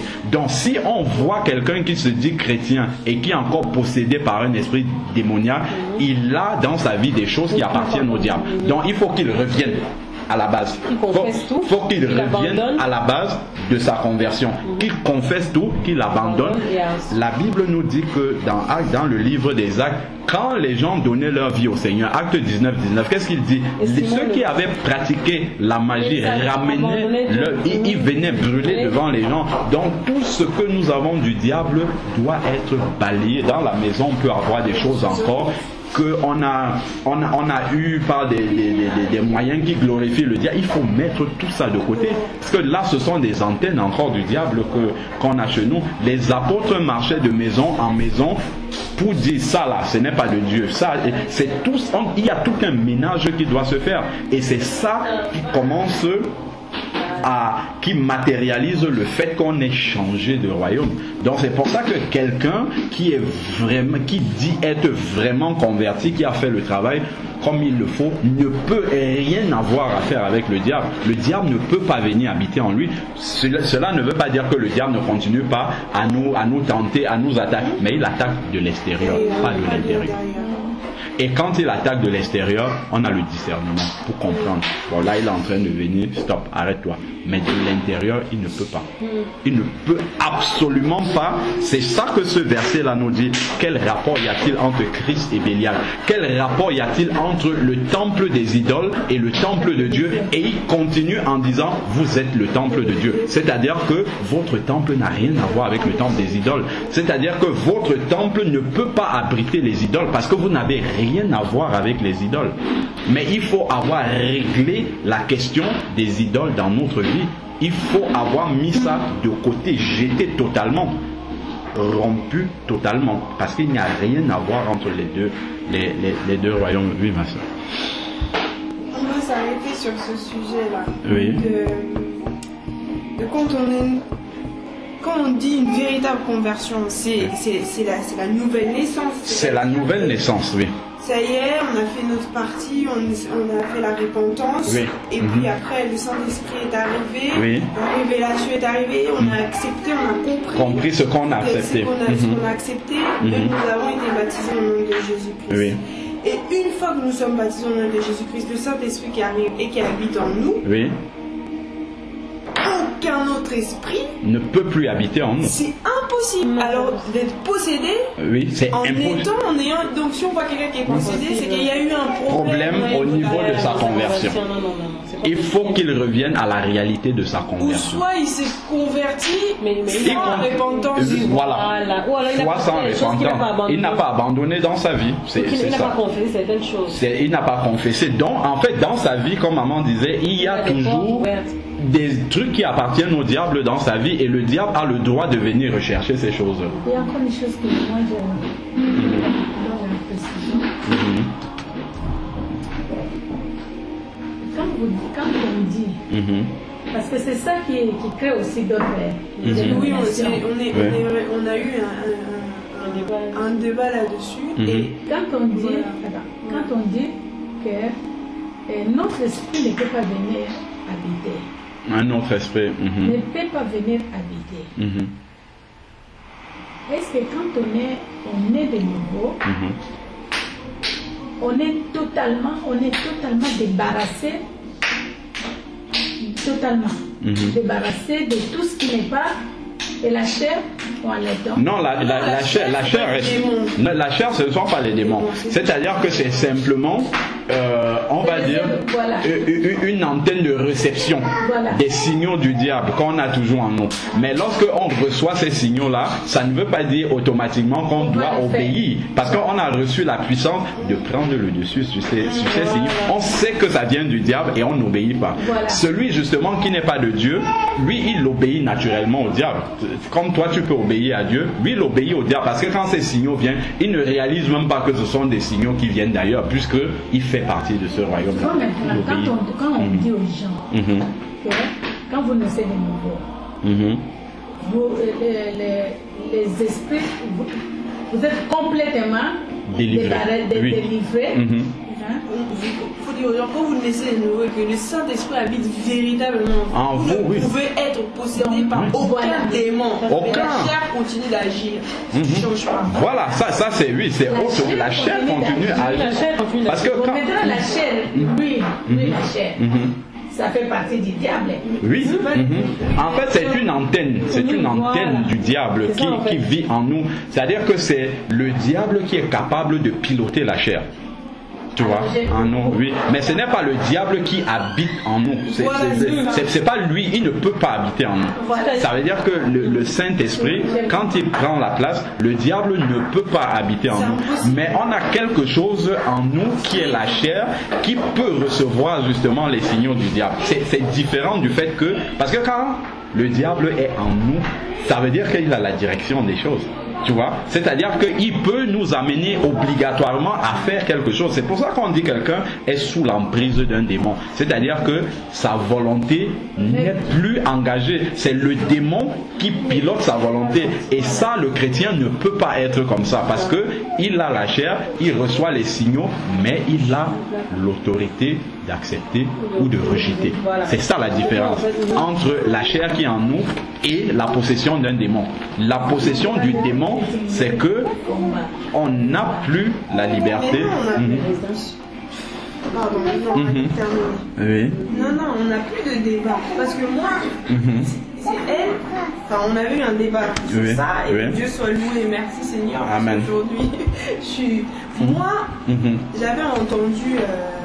Enfin, je suis convaincue, j'étais convaincue que quand on est né de nouveau, c'est impossible. C'est ce qu'on vient de lire, hein. Voilà. C'est ce qui est écrit là dans 2 Corinthiens. Oui, c'est ce qui vient de lire. Moi j'avais pas ce verset, mais convaincu que c'est impossible là où Dieu habite, le diable ne peut pas habiter. C'est pas possible, sinon il y a Je vais vous donner un livre. Je vais vous donner un livre. Moi, soulève ta question parce que oui, comme ça qu'on puisse partager. Moi, je disais que le Saint-Esprit, il est logé dans mon esprit. Vous voyez, il est logé dans mon esprit, là où le diable ne peut pas. Il ne peut rien là-bas. Mais maintenant, nous, comme nous sommes, on dit que le temple de Dieu. Dans le temple de Dieu, il y a plusieurs niveaux. Il y a plusieurs niveaux. Oui. Maintenant, nous avons plusieurs niveaux. Le plusieurs niveau, c'est les parvis. Le lieu 5 et le lieu très saint. Le lieu très saint. Maintenant, le lieu très saint, c'est là où l'Esprit de Dieu est là. Dans les lieux saints, toi, l'âme, dans l'âme, voilà. Dans l'âme,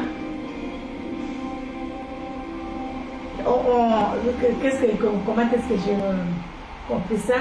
Dans l'âme, l'âme peut obéir à Dieu, ou c'est l'Esprit de Dieu qui obéit à Dieu, qui influe à l'âme de pouvoir obéir, si nous nous donnons à vivre selon les principes de Dieu. Maintenant, nous sommes quand même nés des trucs, mais nous pouvons rester quand même des chrétiens charnels. Oui. Ça c'est autre chose. Un chrétien charnel n'est pas possédé par un démon. C'est un chrétien qui laisse la chair agir. Il a l'autorité.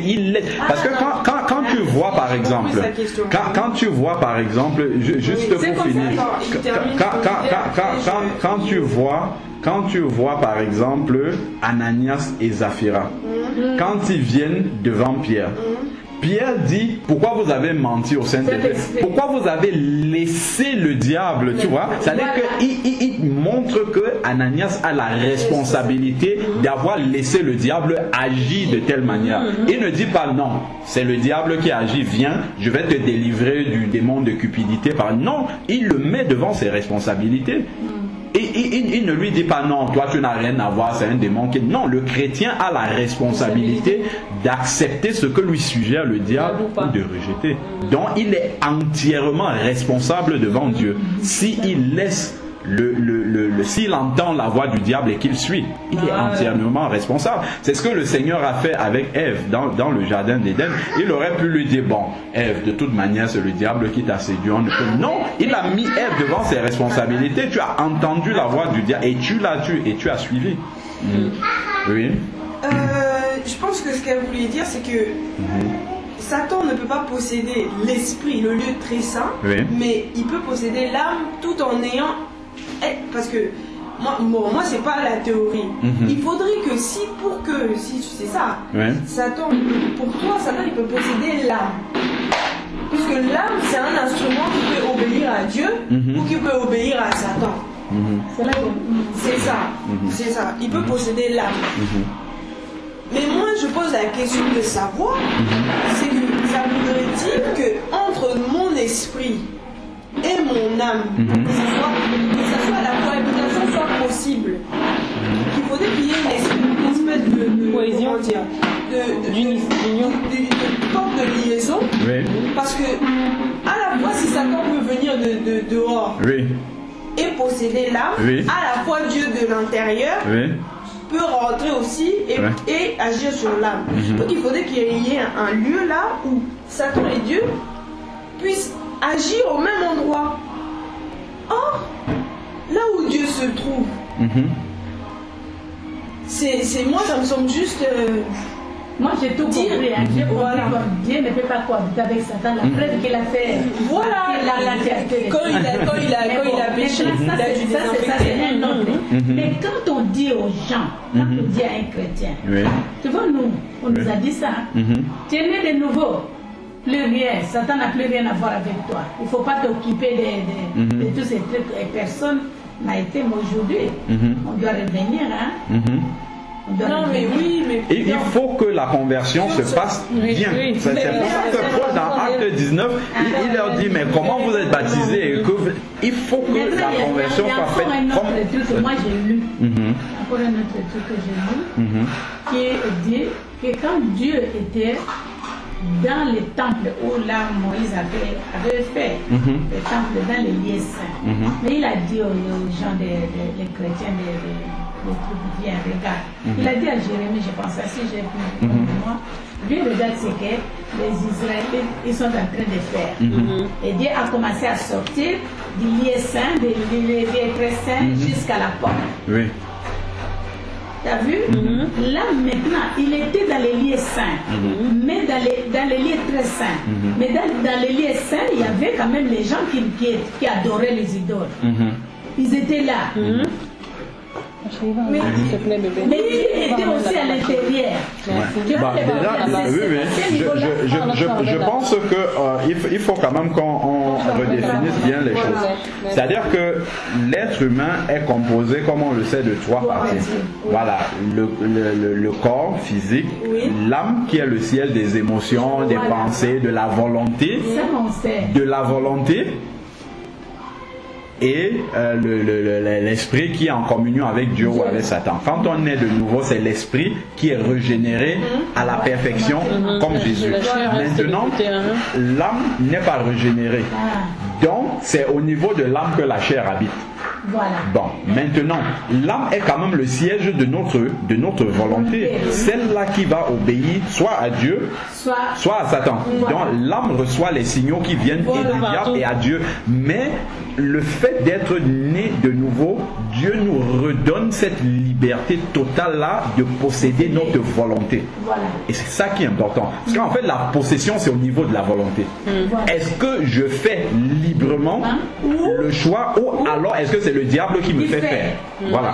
C'est là que la possession démoniaque, et dont le chrétien qui est né de nouveau est toujours responsable. Il a toujours la liberté de décider. Voilà. Donc il n'est pas possédé. Voilà, il ne peut pas être possédé. Posséder, c'est le fait qu'on t'enlève l'autorité sur ta volonté. Donc tu fais les choses non plus parce que tu as décidé de les faire, mais parce que le diable te dicte comment il faut les faire et tu le fais. Or, la nouvelle naissance, tu as toujours, et on le voit avec toutes les situations, toutes les chrétiens qui ont péché, par exemple, Simon le magicien. On voit déjà que quand Simon le magicien a entendu la parole de Dieu, c'est dans Acte 8, on n'a pas fait de délivrance du tout. On lui a annoncé la parole de Dieu, il a décidé d'arrêter la magie et il a commencé à marcher avec les apôtres. Mais seulement, il avait encore des choses mauvaises en lui, puisque quand il voit les apôtres imposer les mains aux gens, il veut donner l'argent. Voilà, il veut donner l'argent. Qu'est-ce que Pierre lui dit? Pierre aurait pu lui dire, bon Simon, je vois que tu n'es pas délivré de tous les esprits. Viens, je vais te délivrer de tel esprit qui reste encore. Mais non. Pierre lui dit que tu périsses avec ton argent. C'est-à-dire, il le met devant sa responsabilité. Ça veut dire que Simon, bien qu'étant ancien magicien, le fait qu'il soit devenu chrétien, il est responsable de ce qu'il fait. Donc, il n'a pas fait sous une emprise démoniaque, mais il a laissé et il a écouté ce que le diable lui a dit. Au niveau de la volonté. La volonté, c'est ça. Le diable prend possession de ta volonté. Or, le chrétien, le diable ne peut pas prendre possession de ta volonté. Tu es responsable, puisque la nouvelle naissance même engage notre volonté. C'est-à-dire, on prend la décision de devenir enfant de Dieu. Mais maintenant,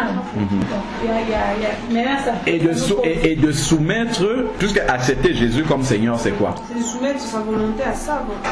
Voilà, si je dis j'accepte de soumettre ma volonté à celle de Jésus, comment le diable va venir prendre cette volonté que j'ai accepté de soumettre à Jésus? Jésus ne peut jamais le permettre. Ça veut dire que il dit mes brebis sont entre mes mains et personne ne peut me les ravir. Pourquoi les personnes ne peuvent me les ravir? Parce que leur volonté ne peut pas être engagée. Tu vois? C'est clair. Non, mais parce que là, leur volonté ne peut pas être engagée. C'est l'exemple de ma. Donc voilà, on revient à ce que je disais. Donc, au regard, si aujourd'hui je regarde l'exemple de ma soeur, on peut être sûr aujourd'hui qu'elle n'est pas née de nous. Non, elle n'est pas. Il y a des choses dans sa vie qui ne sont pas compatibles avec sa nouvelle naissance. Voilà. C'est ça qu'il faut voir. Est-ce que dans sa vie, quand on a eu cette discussion-là avec un pasteur du pays qui nous disait, mais il n'arrive pas à comprendre, il y a un grand homme de Dieu dont la fille est devenue même servante de Dieu. On était là dans une réunion de prière, et tombait, commence à manifester des... Il dit, ça veut dire que les chrétiens peuvent... Je lui dis, mais non, tu ne peux pas remettre en question la parole de Dieu parce qu'il y a des exemples qui semblent contredire la parole de Dieu. Ça veut dire qu'il faut aller voir en détail dans la vie de cette sœur-là pour voir est-ce que réellement ce qu'elle vit, les endroits où elle va, ce qu'elle écoute, est-ce que tout cela est compatible avec sa foi ou pas? Est-ce que tout cela est compatible avec sa foi? Et le diable commence par des petites choses. Compromis sur tel aspect de la parole de Dieu, compromis, et tu ouvres les portes comme ça. Après, il agit dans ta vie. Il agit dans ta vie parce que tu as laissé le compromis entrer dans ta vie. C'est le cas de Simon le magicien qui a commencé à faire des compromis. À faire des compromis avec la parole de Dieu. Je vous donnerai un enseignement sur justement, et un livre d'ailleurs qui s'appelle Le combat spirituel fiction ou réalité. En fait, on sert le Seigneur dans un ministère qui s'appelle Compassion. En fait, c'est deux serviteurs, Samuel et Dorothée Adzakorzian, justement, qui servent le Seigneur depuis près de 46 ans. Samuel et Dorothée Adzakorzian, c'est le ministère Compassion. Ils sont à Chambéry. Et ils ont été dans plus de 30 pays dans le monde, parmi lesquels au Zaïre, c'est possible. C'est possible. Ils sont ici à Chambéry. Voilà, même dans les... Comment ça s'appelle? Les enseignements pour commission déjà. Je ne pense pas. Je ne pense pas. Vous avez lu peut-être un livre qui s'appelle Le pardon, une puissance qui libère. C'est eux qui ont écrit ça. D'accord. Okay. J'ai l'impression d'avoir vu. Justement, eux aussi, ils sont dans le temps. Beaucoup. Hein. Ils ont fait près d'une trentaine de pays et eux aussi, ils enseignent vraiment dans la vérité, comme Henri Viomura de Source de Vie. Ils enseignent vraiment dans un esprit de vérité. Et eux, justement, avant, dans le temps, ils pratiquaient la délivrance des chrétiens. Ils faisaient la délivrance comme partout. Et un jour, ils sont allés dans une convention. C'est eux qui nous ont raconté. Et le pasteur était là, ils ont commencé à délivrer les gens et tout. Le pasteur était parti. Et quand il est revenu, il a vu qu'ils étaient en train de faire la délivrance, même sur la femme du pasteur. Et ce pasteur-là leur dit, mais qu'est-ce que vous êtes en train de faire? Il dit, mais tu vois bien ce que nous sommes en train de faire, nous sommes en train de chasser les démons et tout. Il dit, et ces personnes-là, ce sont des chrétiens, non? Il dit, ben oui, ce sont des chrétiens, mais ils sont possédés par des esprits. Il lui dit, ce que vous faites, ce n'est pas biblique. Vous ne devez pas chasser les démons des chrétiens. Vous devez appeler les chrétiens à se repentir de leurs péchés. Ça, qui va les amener justement à être délivrés de toutes les possessions démoniaques. Le fait de se repentir, c'est rendre à Satan ce qui lui appartient. Pour qu'il n'ait plus rien à faire, à venir voir dans notre vie. Et c'est ça qui tranche radicalement. Celui qui va pour une prière de délivrance, puisque la parole de Dieu a toujours l'autorité et la puissance, si on dit au nom de Jésus que tel esprit part, l'esprit va partir, ça il n'y a pas de problème. Mais après, comment sera la personne?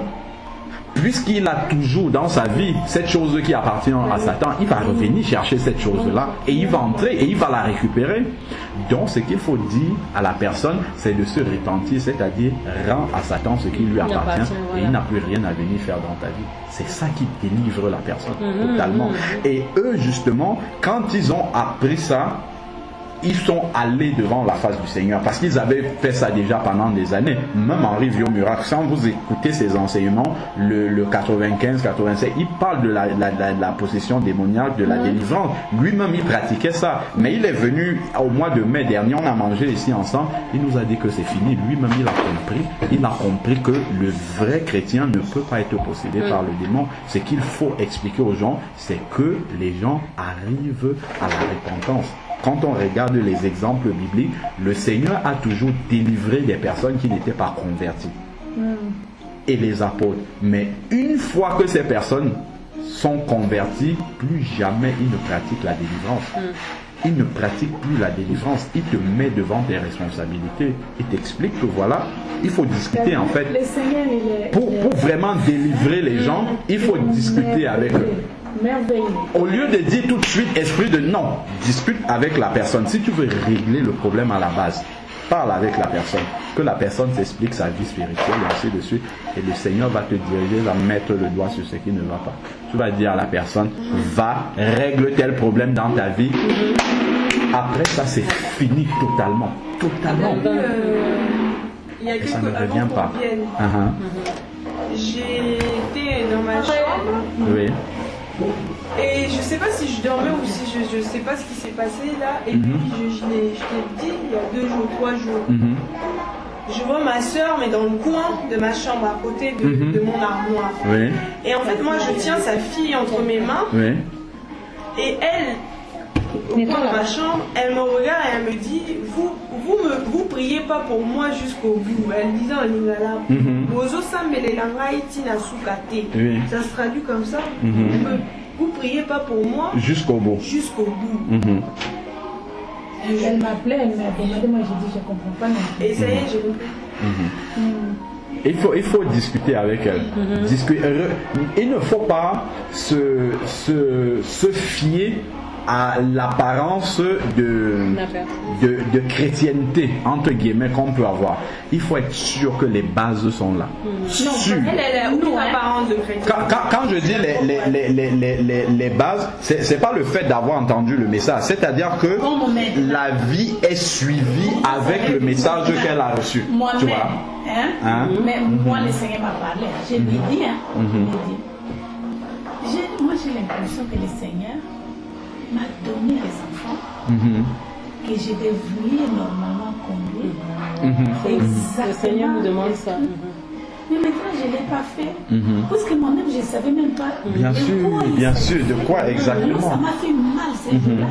Je l'ai appelé, je lui ai dit, il faut que je prie le Seigneur et que je demande pardon. Parce que moi-même, tu ne les as pas conduits. Je n'ai pas eu, mais moi je les ai conduits dans le Seigneur comme je connaissais. Oui, bien sûr, c'est ça. C'est ça, on ne peut pas amener les gens plus loin que là où on a été soi-même. Voilà. Alors maintenant, le temps que j'ai pris, ce n'est pas un temps pendant 4 ans là. Non, c'est pas perdu du tout. Non, c'est pas perdu. Là, j'ai jamais trop tard. Un jour, le Seigneur m'avait dit aussi, regarde, vraiment la vision. Et je me suis dit, que comment c'est comme ça qu'on voyait les gens voient